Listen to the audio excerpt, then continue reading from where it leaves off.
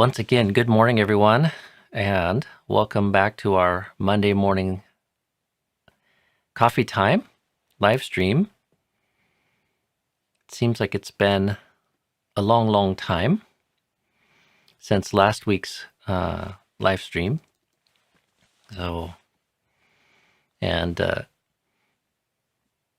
As happens sometimes, the internet is a bit out of my control today, and I guess the quality has been kind of in and out. So we've been experiencing that for a little while here, and I've tried a few things, but like so many things in this world, including even aspects of mind and body, it's not completely under my control. So we will do our best. So we are back, and it is Monday, and it is also Monday, August the 31st, so the end of the month. And I've had a nice break over the last couple of weeks. Been able to spend a bit more time hiking in the forest, a bit more time meditating, a little bit of reading, and attending to all kinds of neglected work here at the Hermitage that I need to be attending to more and more as we move into the fall and preparing for winter. So I will be resuming daily live streams starting tomorrow, and hopefully Monday through Friday that's going to work and be sustainable for the rest of what I have to be accomplishing over the next couple months. So we will see and adjust as necessary, but I think I can manage that and get everything else done. So Monday through Friday, and then Saturday and Sunday, well, we have other people coming here for meal offerings on site, and to give myself a little bit of break in the morning times to attend other things, I'll take off. So, and also be resuming morning chanting and meditation. I'm sorry to say, not the evening, or the evening I might just sit by myself. Venerable Rikito, who's just here for the summer, has only about a month left before he goes back to Abhayagiri, and he's been volunteering to sit and chant with me, and I want to make sure he has ample time for some solitary practice. So he'll be joining me in the mornings at 5:30, and we'll have a live stream sit and chanting. And then evening time, I'm not sure. It's going to depend on our internet connection. It might just be me sitting, or maybe we'll just leave that off for now. And for people that want evening pujas, they can tap into the morning live stream. I'll kind of leave that up online. So let's see. We have some other news as well. Besides the daily live streams and the pujas, I don't see her here this morning, but our friend Ladawan Konkrat, who lives up near Seattle, wanted to. Last year, she helped me make some T-shirts with the logo of our monastery that we gave out at our annual Paba gathering, and she was wanting to do something this summer. We're not having a Paba, but she still wanted to do something this summer, and she had some masks made up in Thailand. She has some friend or associate in Thailand who was making masks, and she thought it'd be fun for our 10th anniversary to make a commemorative mask. What could be more commemorative of this summer than the mask? So we have some very kind of fun masks that have the monastery logo on them. We don't sell anything, so she's just donated her time and had these made up.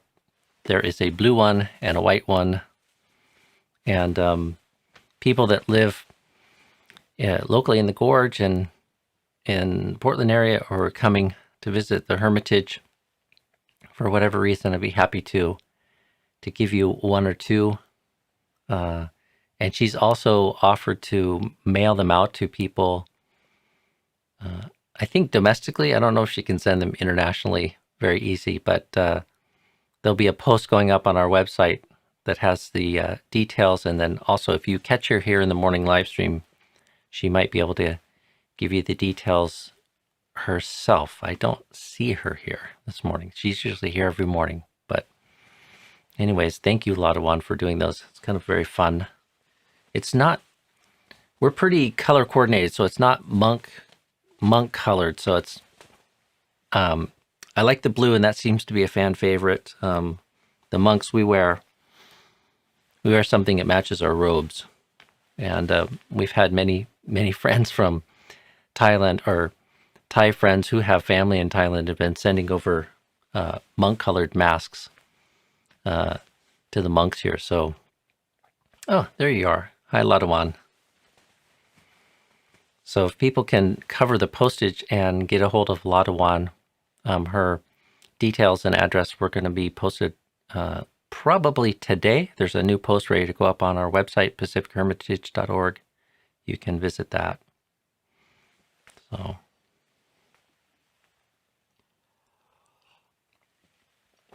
and again, if you're here in the gorge or near enough to the monastery and you have some plan to come out here and visit, be happy to offer one or two for people.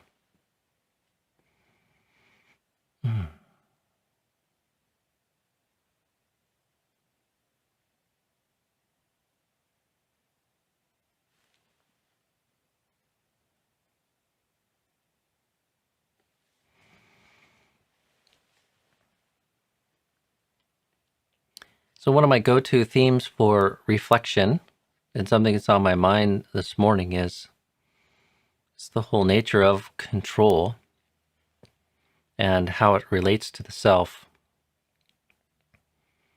Sometimes it can be a little bit confusing, like so much of Buddhist training and practice is focused on cultivation and putting forth effort to train ourselves to develop and cultivate various wholesome qualities of mind and heart.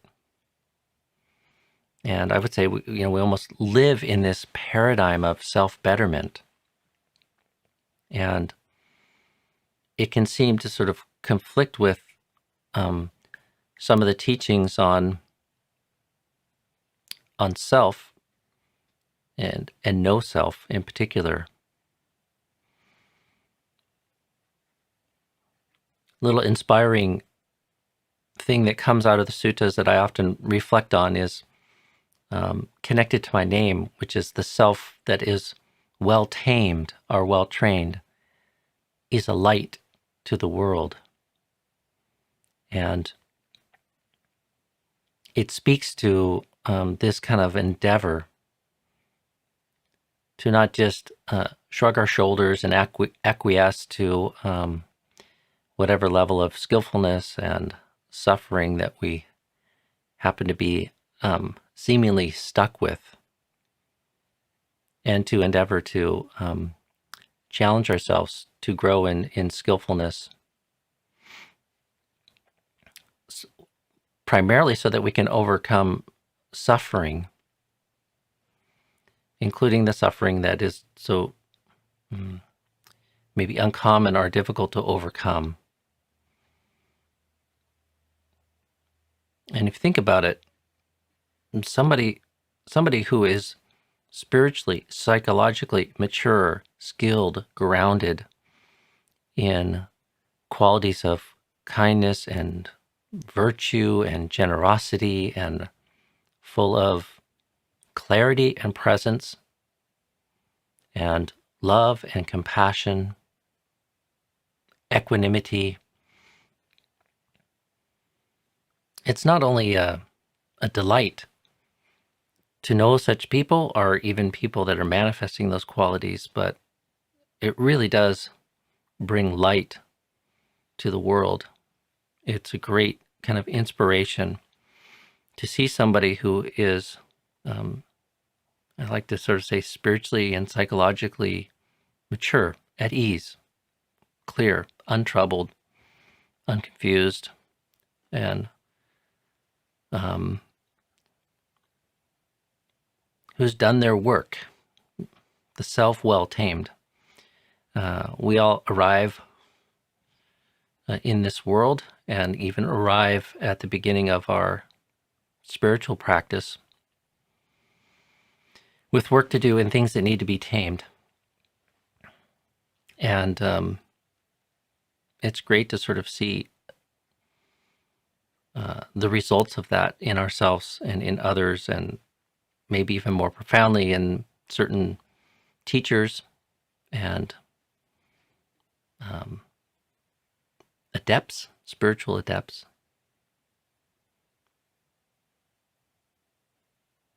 And so much of the teaching is focused on putting forth effort and changing ourselves sort of in important ways.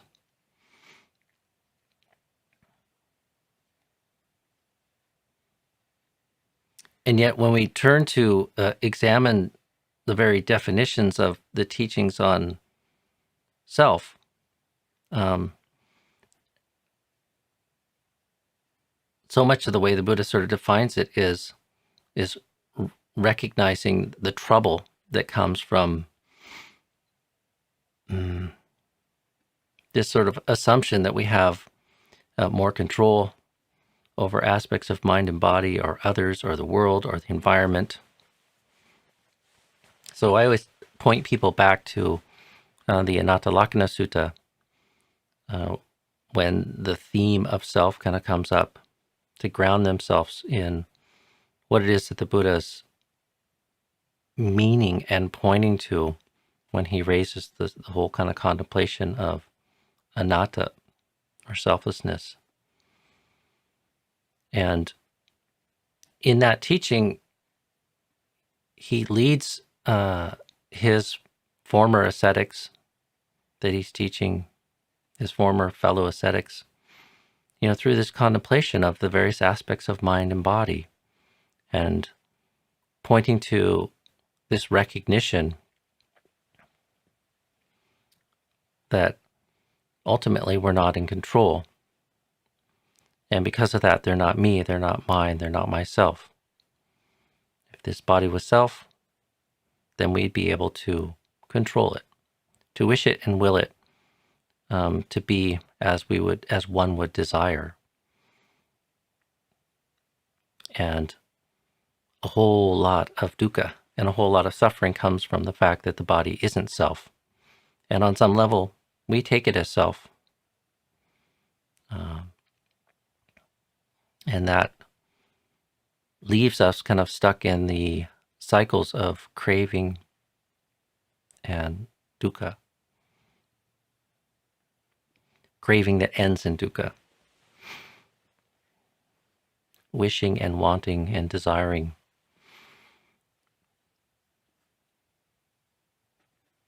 And then in that sort of teaching, he takes them also through the various aspects of the five khandhas. So the body, feeling affect, how things strike us, whether they're pleasant or unpleasant. It's not really something that is ours. It's not something we can control. It's not something that we can sort of rely upon.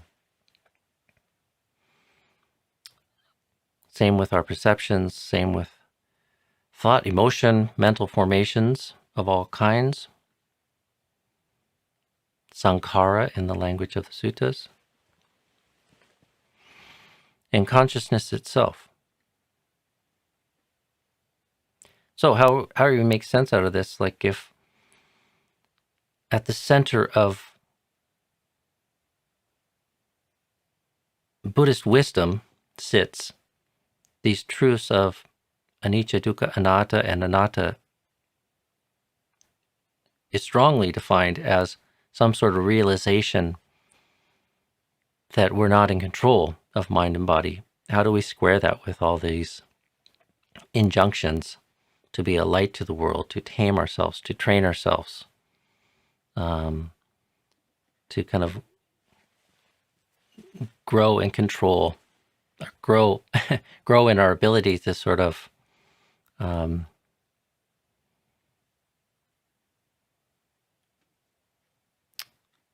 be in a more strongly kind of skillful way.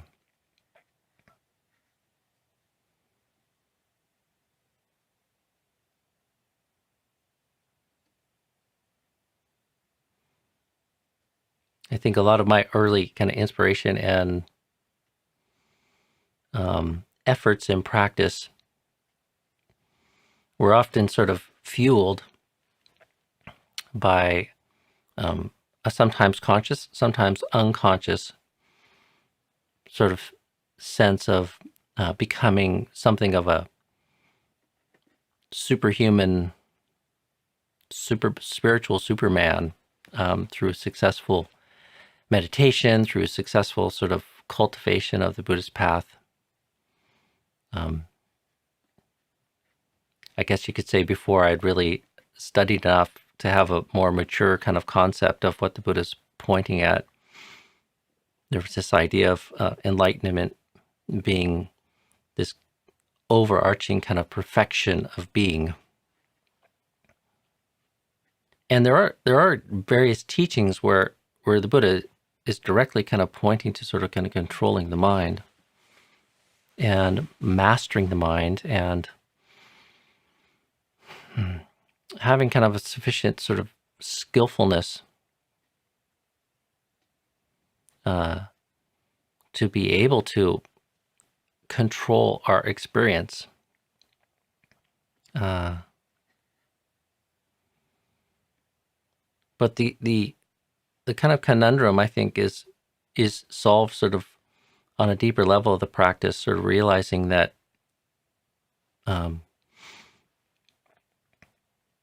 ultimately it's not really about control in the way we think of it, because the patujana, or the mind sort of absent mature understanding of wisdom, the wisdom sort of aspects of the teaching, is always framing things through self.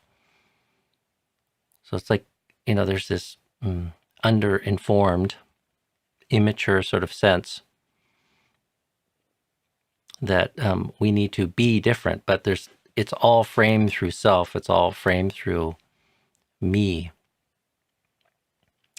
being different, which is really just so full of self and full of becoming,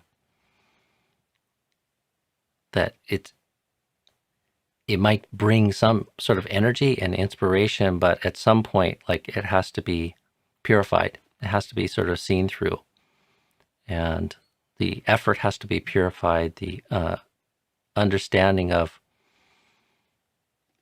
how we purify our efforts through squaring the practice off with the Dharma, and even just with, I guess, right effort.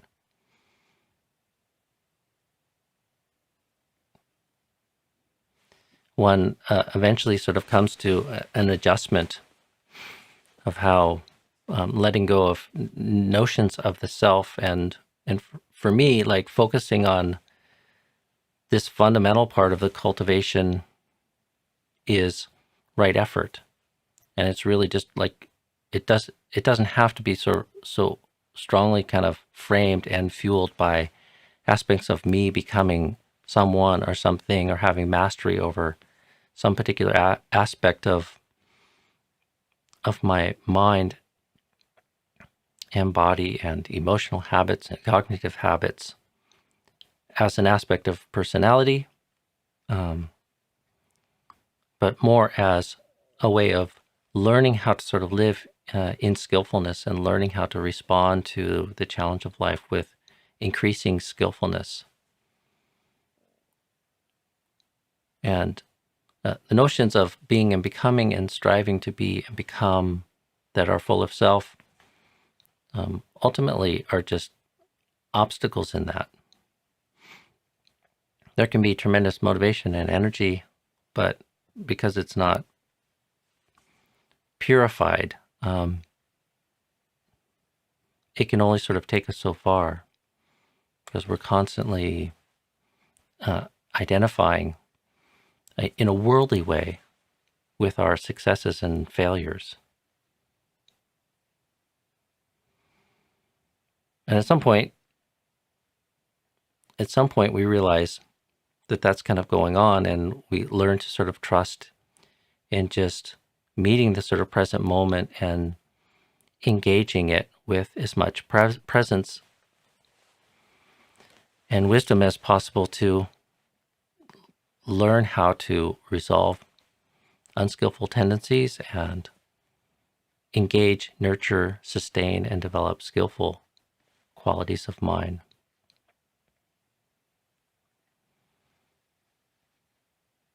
And that very kind of engagement doesn't necessarily reside on some notion of being and becoming or self. It's just a sensitivity that's oriented itself to creating and nurturing skillfulness, resolving unskillfulness, and seeking to align oneself with all the beauty and spaciousness and goodness that comes from seeing Dhamma, knowing Dhamma, aligning oneself and one's thought, speech, and actions with the Dhamma. And ultimately, that can be done sort of without some overarching sort of sense of personality. And it's not so much about control. It's a responsiveness.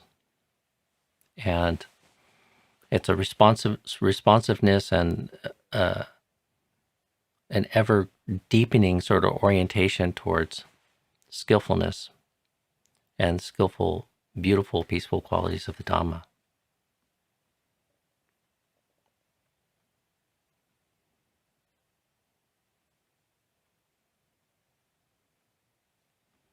So that's a little reflection for this morning.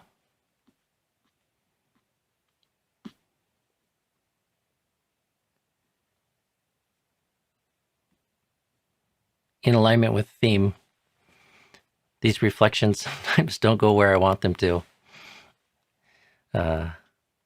Proof that they're not self and that I'm not in control of it.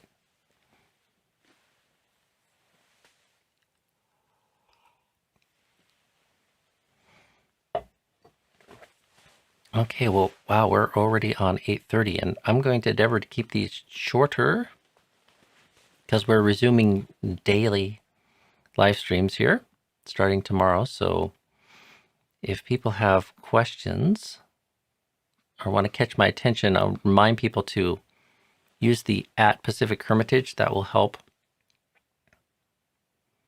me sort of pick them out. I think we had enough problems today that there aren't many or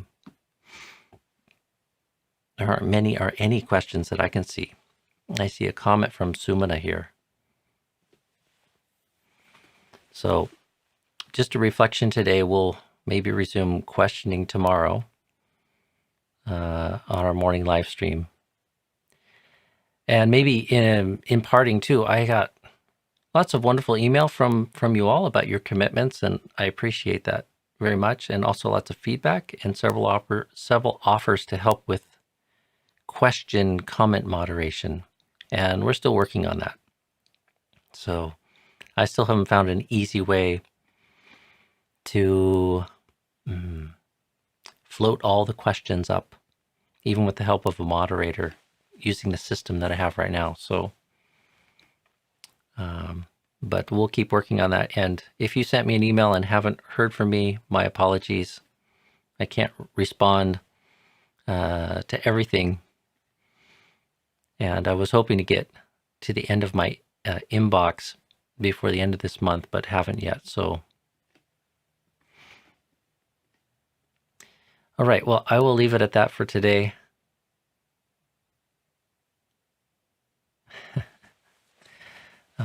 Have a good day, friends, and I'll see you tomorrow morning on the morning coffee time. And let's hope the internet connection works just a little bit better tomorrow. So be well, friends. Good to see you all.